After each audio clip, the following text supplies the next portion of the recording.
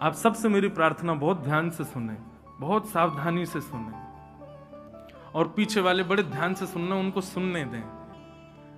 हमारी दृष्टि उसी पे पड़ती है जो ध्यान से सुनता है। एक मुझको आज कोई बोला, महाराज जी आपके वहां सामने एक व्यक्ति सो रहा था, आपको दिखा? मैंने कि मेरी दृष्टि नहीं जाती, जो लोग नहीं सुनते या सो जाते हैं उन पर मेरी नजर ही नहीं पड़ती। ठाकुर जी की बड़ी कृपा, क्योंकि उनको देख लूं तो मुझे भी नींद आ जाए। तो बड़ी कृपा है ठाकुर जी की, दृष्टि उसी पे ही घूमती है जो कथा सुन रहा है। तो इसलिए सबको सुनने दो, बहुत ध्यान से सुनो। ये रास है, अच्छे अच्छों को समझ नहीं आता, ये अच्छे अच्छों को प्रवेश नहीं होता इस रास की कथा में। तो रस और रास में अंतर बता रहा था मैं। आप माला जप रहे हो, आप राधा रमन जी जा रहे हो, आप राधा वल्लभ जी जा रहे हो, आप बिहारी जी जा रहे हो, आप परिक्रमा लगा रहे हो, गोवर्धन जा रहे हो, बरसाने जा रहे हो, गोवर्धन जा रहे हो, वृंदावन आ रहे हो, संत जनों को प्रणाम करने जा रहे हो, कथा सुन रहे हो, ये सब रस के अंतर्गत आता है। लेकिन इन सब का रस लेते लेते लेते लेते जब आप रसयुक्त हो जाओगे, अत्यंत रस आपके भीतर जब भर जाएगा, तब आपको राधा रमन जी के पास नहीं जाना, राधा रमन जी आपके पास आएंगे, तब होगा रास। उसे कहते हैं रास। हम लोग सब कौन है? गुल्ला। कौन है? गुल्ला। और ये कथा हो गई, वृंदावन हो गया, गोवर्धन हो गया, वृंदावन परिक्रमा, गोवर्धन की परिक्रमा, ये सब है रस। हम सब गुल्ले जब इन रसों में घूमते हैं तो रस युक्त हो जाते हैं, तो रसगुल्ला बन जाते हैं। तब लाल जी इस रसगुल्ला का भोग लगाते हैं, ऐसे समझो। और लाल जी जब रसगुल्ला का भोग लगाएं तो उसी प्रक्रिया को क्या कहेंगे? रास। समझ में आई बात? एक रास सुनाऊं। मेवाड़ के राजघराने की एक कन्या थी, उसका नाम था अजब कुमारी। क्या नाम था? अजब कुमारी। अजब कुमारी अपने राज परिवार के साथ गोवर्धन आई। तब हमारे श्रीनाथ जी, परसों तक जो यहां विराज रहे थे, हमारे लाल जी भी श्रीनाथ जी हैं, ये श्रीनाथ जी का स्वरूप है। तो श्रीनाथ जी गोवर्धन में विराजते थे। तो अजब कुमारी अपने राज परिवार के साथ ब्रज का दर्शन करने के लिए आई। लेकिन जैसे ही वो गोवर्धन गई और गोवर्धन में उसने गिरिराज पर्वत के ऊपर एक भुजा उठी है, दूसरी भुजा कमर पर, नैन नीचे हैं, मधुर सलोने श्याम सुंदर के गिरधर स्वरूप को जब उसने देखा, वो फिर किसी और को देख नहीं पाई। अब तो वो जब नेत्र बंद करती है तब उसको ठाकुर जी दिखते हैं। वो जहां जाती है वहां उसको ठाकुर जी की याद आती है। भोजन करने बैठती है तो भी रोटी तोड़ के हाथ में बैठी रहती है, 2-2 घंटे तक थाली रखी है, भोजन नहीं कर पाती। किस विचार में रहती है, किस सोच में रहती है, अजीब सी स्थिति हो गई। एक वो पद है ना, लगन लगी घन श्याम की जाए, लगन लगी घन श्याम की जाए, लगन लगी घन श्याम। आपके पास पूरा पद है? हो तो मोह दियो, मैं तब तक गाऊंगा। बहुत सुंदर पद है। इस पद में वर्णन है कि जिसको ठाकुर जी की लगन लग जाती है उसकी स्थिति कैसी हो जाती है। अवर्णनीय, वर्णन नहीं किया जा सकता उसका। तो अजब कुमारी ऐसी हो गई। भोजन की थाली सामने रखी रहती है, कवल उसके हाथ में पड़ा रहता है और वो सोचती रहती है। मां आकर के बोलती है, अरे भोजन कर। तब उसको याद आता है, एक कवल खाती है, उठ के चली जाती है। वन की ओर देखती है तो उसको वृंदावन दिखता है, पर्वतों को देखती है तो उसको गिरिराज जी दिखते हैं, वैष्णव संतों को देखती है तो उसका मन होता है कि इनके चरणों में प्रणाम करूं। लेकिन चित्त वृत्ति 24 घंटे स्मृति रहती है, ठाकुर जी की याद आती है। वही त्रिभंग लली श्याम सुंदर, सजल श्याम घन वरण लीन है, फिर चित अनत न भटक्यो। श्री कृष्णदास जी का ये पद इतनी भावनाओं को समेटे हुए है अपने अंदर। कृष्णदास जी कहते हैं आपने ठाकुर जी का वर्ण किया कोई बड़ी बात नहीं, लेकिन यदि ठाकुर जी ने आपका वर्ण किया तो आपकी स्थिति क्या होगी? बोले फिर चित अनत न भटक्यो, कहीं और के रह नहीं पाओगे। फिर वृंदावन आकर के वापस जाने के लिए तैयारी हो गई, बैग पैक कर लिया, गाड़ी में बैठ गए और वृंदावन से निकल गए, तो समझो ठाकुर जी ने स्वीकार नहीं किया। लेकिन वृंदावन से जाने का समय आए, बैग पैक नहीं कर पाओ, कपड़े कहां रखें सुध बुध ना रहे, बस चिंतन रहे अब कैसे जाएंगे, यहां से निकलना कैसे, जाना पड़ेगा कल। और जैसे जैसे वृंदावन दूर होता जाए तैसे तैसे प्राण हलक में आते जाएं। ये समझ लेना ये आपका विरह नहीं है, ये ठाकुर जी ने आपको स्वीकार किया है, इसीलिए ऐसा हो रहा है। ये ठाकुर जी के स्वीकारीकरण का प्रमाण है। सबको नहीं करते हमारे लाल जी स्वीकार। लाखों करोड़ों लोग, अब कल के अखबार में लाखों की भीड़ आने वाली है वृंदावन में। हमारे घर के बाहर से लेके बिहारी जी तक लाइन लग रही है, लाखों लोग दर्शन कर रहे हैं, पर बिहारी जी स्वीकार 1 या 2 कोई करेंगे, 1-2 लाख में भी।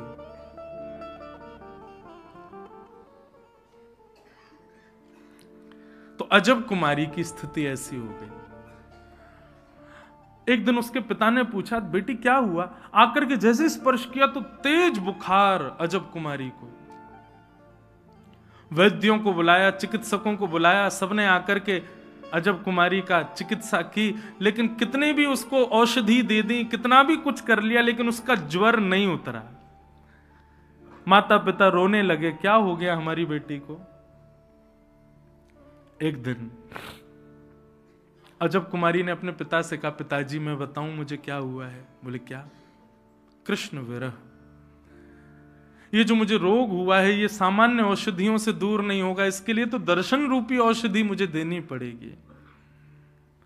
आप मुझे वृंदावन जाने की अनुमति दे दो, मैं जब नंद नंदन को देख लूंगी तब ये पीड़ा मेरी दूर होगी। पिताजी मेरी तो इच्छा है कि मैं कभी लौट के ना आऊं, सदा के लिए वृंदावन बस जाऊं। राजा ने आज्ञा कर दी, बोले इस तरीके से वृंदावन ठीक है, मैं तुम्हें जाने की अनुमति दे देता हूं, लेकिन परिवार के लोग संग जाएंगे, 4-5 दिन में तुम वापस लौट करके आओगी, रहना नहीं है वृंदावन में, रहना यहीं पर है। पिता की आज्ञा कैसे टाल सकती? अजब कुमारी अपने परिवार के कुछ लोगों के साथ वृंदावन आई। गोवर्धन में 4-5 दिन के लिए आई थी, तो आकर के गुसाई जी से कहा गुसाई जी मुझे मंदिर में कोई सेवा दे दो ताकि मैं 24 घंटे लगी रहूं वहीं पे, वहां से जाऊं ना। गुसाई जी बोले हमारे मंदिर में पुरुष रहते हैं सेवा में, स्त्रियों को सेवा क्या दें? रसोई घर की सेवा कर लो। बोले नहीं नहीं, ठाकुर जी के सामने बैठी रहूं ऐसी कोई सेवा दो। गुसाई जी बोले अब तुझे जो प्रिय लगता हो तू वो सेवा कर ले, जब तक मंदिर खुला है तू सामने ही बैठी रहे, ऐसी कोई सेवा तुझे रुचिकर लगती हो तू कर ले। तो अजब कुमारी बोली कि मुझे एक खेल खेलना आता है। उसको क्या बोलते हैं? इस तरीके से पासा क्या चौपर ना, चौपर। बोले मुझे चौपर खेलना आता है, आप यदि आज्ञा करो तो मैं ठाकुर जी से चौपर खेलने की सेवा करूं। गुसाई जी बोले कैसे करोगी? बोले एक बार अपनी चाल चलूंगी और दूसरी बार ठाकुर जी की तरफ से ठाकुर जी की चाल चलूंगी। गुसाई जी बोले ठीक है तुम करो अपनी सेवा। सामने बिल्कुल श्रीनाथ जी के सामने ही जहां दर्शनार्थी आते थे वहीं एक चौकी पर चौपर सजा करके, और अजब कुमारी बहुत निपुण थी चौपर खेलने में, ऐसे पासा करती और पहली चाल अपनी चलती, अपनी चाल चलने के बाद फिर उठाती और फिर ठाकुर जी को देखती, अब आपकी चाल है ठाकुर जी, मैं चल रही हूं। ठाकुर जी का आवाहन करके फिर ठाकुर जी की चाल चलती। ऐसा खेल खेलती ठाकुर जी के साथ कि अंतिम समय में हो ही नहीं सकता कि अजब कुमारी से ठाकुर जी जीत जाएं। अजब कुमारी इतना अच्छा खेलती थी कि ठाकुर जी हार नहीं वाले होते थे। अब जैसे ही ठाकुर जी हारने वाले होते थे तो प्रत्यक्ष दिखता था कि श्रीनाथ जी के पसीने आ जाते थे कि मैं हारवे वाला हूं, अब मैं हार जाऊंगा, जो मुझको हराई देगी। लेकिन जैसे ही अजब कुमारी अपनी चाल चलती, ठाकुर जी को देखती, ठाकुर जी की ठोड़ी से पसीने के बिंदु गिर रहे हैं, तो मन में विचार करती लाल जी को श्रम हो गया, डर रहे हैं कि मैं हार जाऊंगा, तो ऐसी चाल चलती स्वयं हार जाती, ठाकुर जी को जिता देती और जीत करके वाहवाही करती, नाचती, पूरे मंदिर में घूमती, अरे लाल जी जीत गए, लाल जी जीत गए, लाल जी जीत गए, बधाई हो, लाल जी जीत गए। गुसाई जी ने देखा, मंद मंद श्रीनाथ जी की दतुइयां दिख रही हैं, मधुर मुस्कुरा रहे हैं ठाकुर जी, इतने प्रसन्न। अब तो रात में ठाकुर जी को नींद नहीं आती, छटपटाते हैं, प्रतीक्षा करते हैं कब सुबह हो, कब अजब कुमारी आए, कब मेरे संग खेले। अब ये रस रास में बदल रहा था, क्योंकि अब अजब कुमारी से ज्यादा ठाकुर जी को उसकी प्रतीक्षा हो रही थी। गुसाई जी को अनुभव हो रहा था कि ठाकुर जी व्याकुल होते हैं अजब कुमारी के लिए। क्यों? बोले और दिन तो श्रृंगार में 15 मिनट लगे, अब तो ठाकुर जी 5 मिनट में ही तैयार रह जाएं, जल्दी तैयार करो, किवाड़ खोलो, चौपर खिलाओ। अजब कुमारी रोज खेलती, ठाकुर जी को जिता देती। एक दिन अब जाने का समय आया। अजब कुमारी ठाकुर जी के सामने, नेत्र लाल हैं, आंसू गिर रहे हैं। अजब कुमारी बोली, आज नहीं जीतने दूंगी आपको, क्योंकि आज मैं वापस जा रही हूं ना।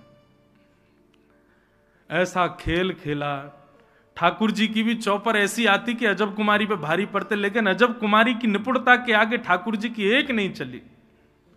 और खेलते खेलते खेलते अंतिम क्षण में बस ठाकुर जी हारने ही वाले थे, अजब कुमारी पासा फेंक ही रही थी कि ठाकुर जी के पसीने के संग संग आंसू भी आ गए। बोले आज तो मैं हार ही गए हो, अब ना बचूंगो, आज अंतिम खेल है, आज जो जीतेगा वही सबरे खेलन को विजय मानो जाएगा और ये आज मुझको हरा ही देगी।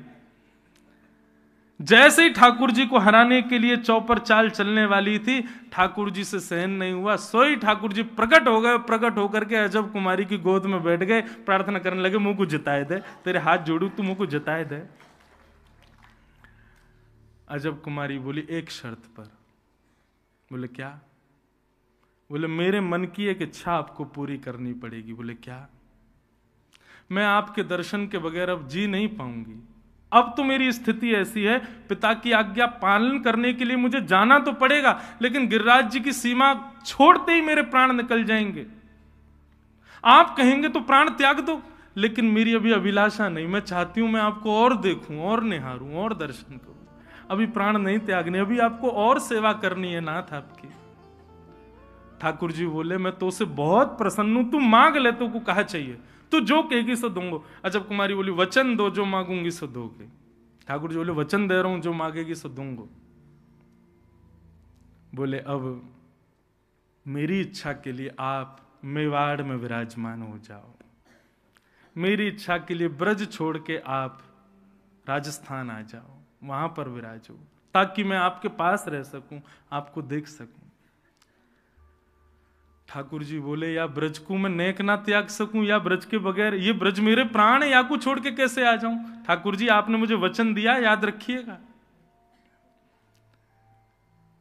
अजब कुमारी को वचन दिया ठाकुर जी ने, और उस अजब कुमारी की भक्ति के प्रति इतने आसक्त ठाकुर जी हो गए कि अपने प्राण से प्यारे ब्रज को छोड़ करके ठाकुर जी मेवाड़ में नाथ द्वार में विराजमान हो गए। इसको कहते हैं रास। ये रस नहीं है, ये रास है। भक्ति के दो पहलू। हम अभी रस में व्यवस्थित हैं बंधु। आप ठाकुर जी के सामने विरह आतुर हो रहे हो, ठाकुर जी के सामने अपनी भक्ति का विरह प्रलाप कर रहे हो, अब भी आप रस में ही हो। आपके विरह से इतने व्याकुल हो जाएं कि ठाकुर जी सब लोग ध्यान से कथा सुनो, ठाकुर जी आपको जाने ही ना दें, रोक ले में, तब समझो अब रास प्रारंभ हुआ। यही है विराजो, रस में और रास में अंतर, यही है रस और रास।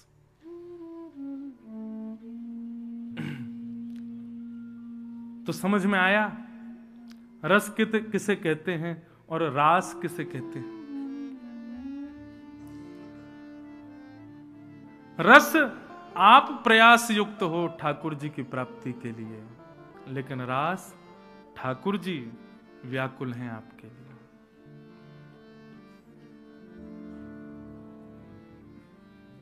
कौन दे रो भैया पद? अरे जल्दी लाओ।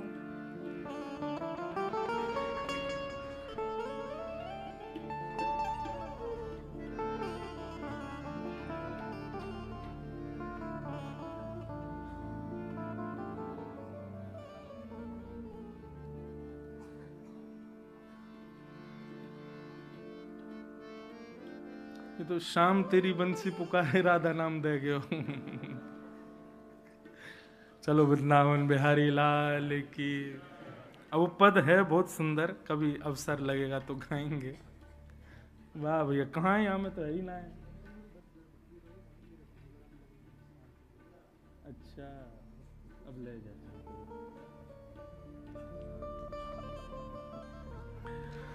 तो रास, रस और रास।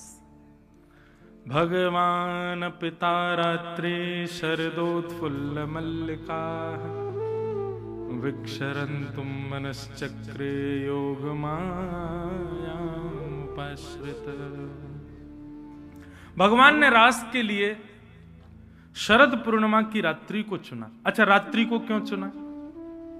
ठाकुर जी दिन में रास कर लेते तो कई लोगों के मुंह बंद हो जाते।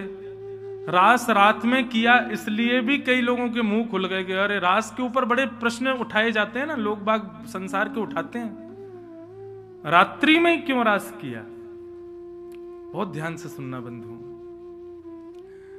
व्यक्ति का स्वभाव होता है वो दिन को बांटता है और रात्रि को अपने लिए और अपनों के लिए रखता है। आपसे कोई कहे मुझे आपसे मिलना है तो आप रात का समय नहीं दोगे, दिन का ही दोगे। दिन में आओ, दिन में मिलना, दिन में मिलेंगे, 11 से 12 मिलेंगे, इतने बजे मिलेंगे। लेकिन कोई बहुत अपना हो, कोई बहुत घनिष्ठ हो, बिल्कुल घर का पारिवारिक हो, उसको क्या कहोगे? भैया हम 8-9 बजे सब कार्यों से निवृत्त हो जाएंगे, रात में आराम से 10 बजे बैठेंगे तुम्हारे साथ। रात्रि अपनों को और अपने लिए रखी जाती। तो ये रात्रि में गोपियों के साथ रास विहार करने का एक प्रमाण ये है कि केवल गोपियां ठाकुर जी से नहीं मिलना चाहती, ठाकुर जी भी गोपियों को स्वीकार कर चुके हैं। ठाकुर जी भी उन गोपियों का स्वीकारीकरण कर चुके हैं। शरद पूर्णिमा की रात्रि, जैसे ही चंद्रमा उदित हुए शरद पूर्णिमा के, सब गोपियां अपने अलग अलग कार्यों में लगी हैं। कोई गौ दोहन कर रही है, कोई अपना श्रृंगार कर रही है, कोई आंखों में काजल लगा रही है, कोई बालक को दूध पिला रही है, कोई पति को भोजन करा रही है, कोई गोपी स्नान कर रही है। सब गोपियां, लाखों गोपियां अलग अलग कार्यों में व्यस्त हैं। पर चंद्रमा देख करके सबको पता है कि यह कृष्ण मिलन का दिवस है। आज ही हमको ठाकुर जी से मिलना है। चीर हरण के समय ठाकुर जी ने पहले ही बता दिया था शरद पूर्णिमा पे मिलेंगे हम। लेकिन फिर भी गोपियां माननीय हैं, प्रतीक्षा कर रही हैं कि एक बार और कन्हैया कह दे कि हाँ मैं बैठा हूं तुम्हारे इंतजार में, तब जाएंगी। भगवान ने वन में जाकर के अपनी कोमल वंशी को अपने अधरों पर धारण करके अपने कोमल उंगलियों से उसके छिद्रों को आच्छादित किया, और जैसे ही प्राण पिरोए बाज उठी वंशी। सब ब्रजवासियों को लग रहा है कि नंद नंदन वंशी बजा रहे हैं, लेकिन कृष्ण प्रेम जिन गोपियों के हृदय में है उनको स्वर नहीं सुनाई दे रहा है, उनको शब्द सुनाई दे रहा है। वह स्वर के रूप में वंशी की ध्वनि कान में आती है और कहती है, चल गोपी तेरी प्रतीक्षा कर रहा हूं मैं, जल्दी आजा। बंधुओं, कृष्ण स्वीकारीकरण का एक प्रमाण यह भी है क्या कि फिर सामान्य प्रवचन, सामान्य ब्रज की लीला का कोई वर्णन करे तो आपको लीला नहीं दिखेगी, आपको लगेगा इस लीला में मैं भी हूं और ये लीला मेरे साथ ही हो रही है, ये अनुभव होने लगेगा। कथाएं श्रवण करते करते ऐसी अनुभूति होने लग जाए कि मैं कोई श्रोता हूं और बैठ के सुन रहा हूं, नहीं, मैं इस लीला का एक पात्र हूं और श्याम सुंदर मेरे संग ही लीला कर रहे हैं। ये स्थिति जब कथा में आने लग जाए, समझना अब ठाकुर जी ने स्वीकार कर लिया।